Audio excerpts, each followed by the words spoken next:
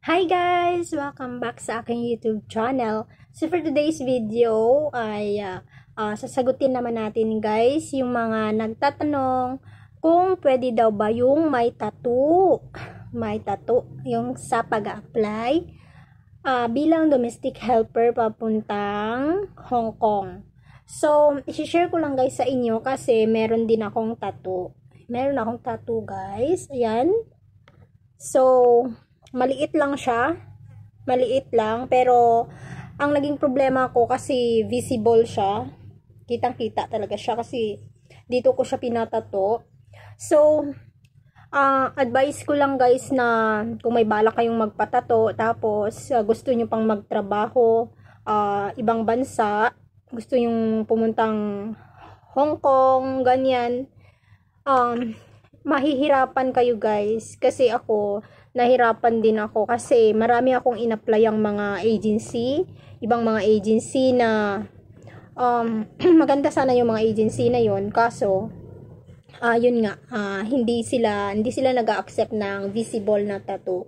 So bago ka mag-apply, sasabihin naman yan doon at saka nakalagay yan doon kung may tattoo ka ba. So tapos ipipicturan mo yan kung gaano kalaki, kung saan nakalagay, kung visible ba or hindi naman siya visible. So yung sa akin, nahirapan nga ako guys. Kaya yun, payo ko sa mga gusto pa dyan, may balak pang magtrabaho papuntang Hong Kong, mas mabuti na kung gusto nyo magpatato is sa mga tago na lang guys, sa mga na hindi siya visible. Gaya nung sa akin, nagsisinga ako dito sabi ko bakit pa ako nagpatato nang dito talaga kitang kita talaga. So, ayun, wala na tayong magawa doon kasi kahit anong gawin mo, hindi na ito mabubura, ba diba? Forever na ito na nasa katawan natin. So, I'm lucky naman kasi nakahanap ako ng agency, guys, na pwede naman yung may tattoo. At saka, basta maliit lang siya, acceptable naman. Kasi, at saka, yung isa pa, guys, pinipili nila yung tattoo. Alam nyo ba kung anong bawal na tattoo na hindi nila ina-accept? Yung tatong rosary,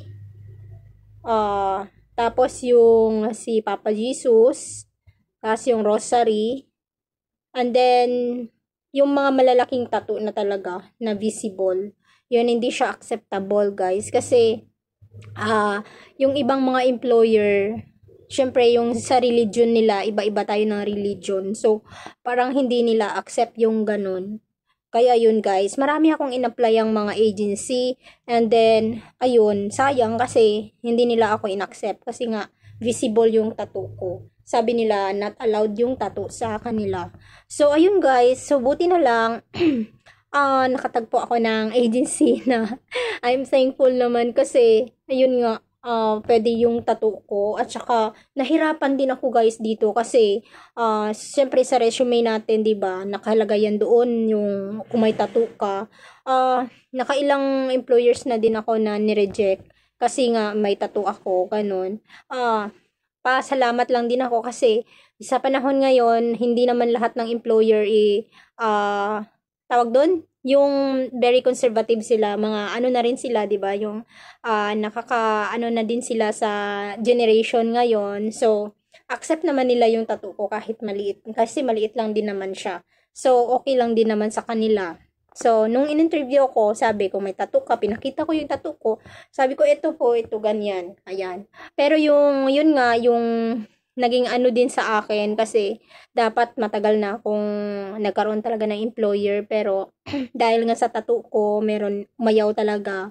Pero pasalamat na rin ako kasi may nag-accept sa akin na ito nga kahit may tattoo ako. So, advice ko lang guys sa inyo, yun nga, na kung gusto nyo talaga magpatato, sa tago na lang, pwedeng back or ano, basta hindi siya visible, or sa mga legs nyo, basta hindi lang siya visible, basta may balak pa kayong mag-apply sa ibang bansa. Pero sa Middle East guys, okay na okay yan doon. Kasi ipasok yan doon yung mga, nakita nyo yung mga galing Middle East, 'di ba? Marami yan silang mga tattoo, kahit yung mga babae, malalaki yung mga tattoo nila yan dito, guys. Kasi required, okay lang naman yan doon sa kanila, hindi naman pinagbabawal yun doon sa Middle East.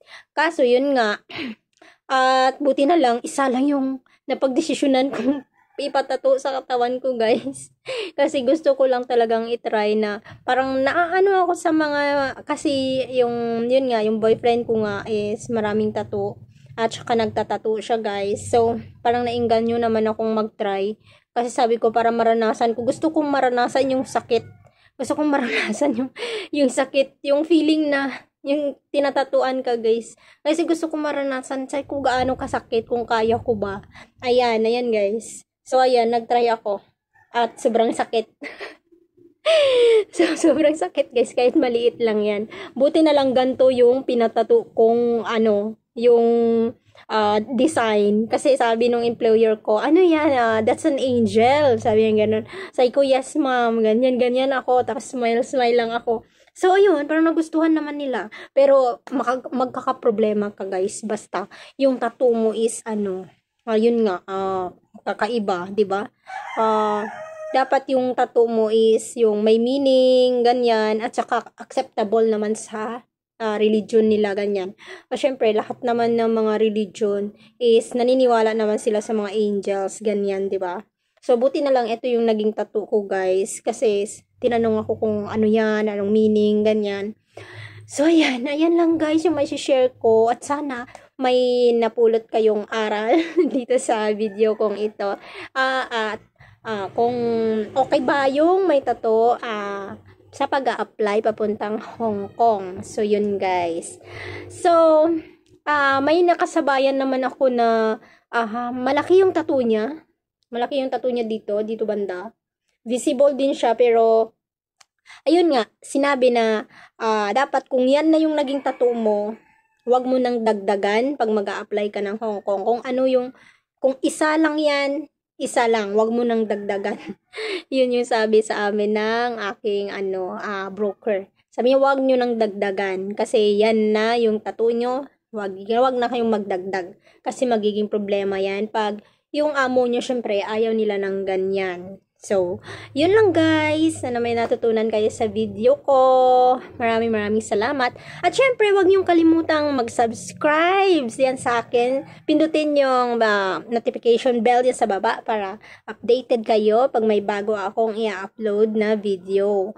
Mag-upload na ako dito, guys. Consistent about sa experience ko at sa magiging experience ko pa sa pag-a-apply sa bansang Hong Kong. So, ayun, guys. Maraming salamat sa panunood. Thank you. Subaybayan nyo ako, guys. At panoorin nyo yung susunod kong video. Thank you so much. Nag-upload ako dito every day or every other day. Yan. Maraming salamat. God bless po.